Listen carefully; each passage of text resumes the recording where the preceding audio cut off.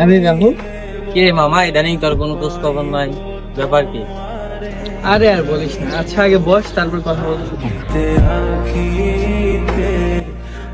তো কি অবস্থা তোদের? এই তো আলহামদুলিল্লাহ ভালো আছে। আচ্ছা, কি হয়েছে তোর? ইদানিং ঘর থেকে বের হইতেছিস না, সমস্যা কি? সমস্যার কথা আর কি বলবো। এভাবে চলতে থাকলে তো আস্তে আস্তে সবকিছু হারিয়ে ফেলবি। জীবনে কত মানুষই না হারাইলাম, কত বন্ধু গেল, কত সম্পর্ক হারাইলাম। এখন যাই হোক না কেন, মুছে একটা হাসি দিয়ে সামনের দিকে আগে, কারণ আমি জানি আগামী দিনেও কেউ না কেউ আমার আপন ছাড়বে।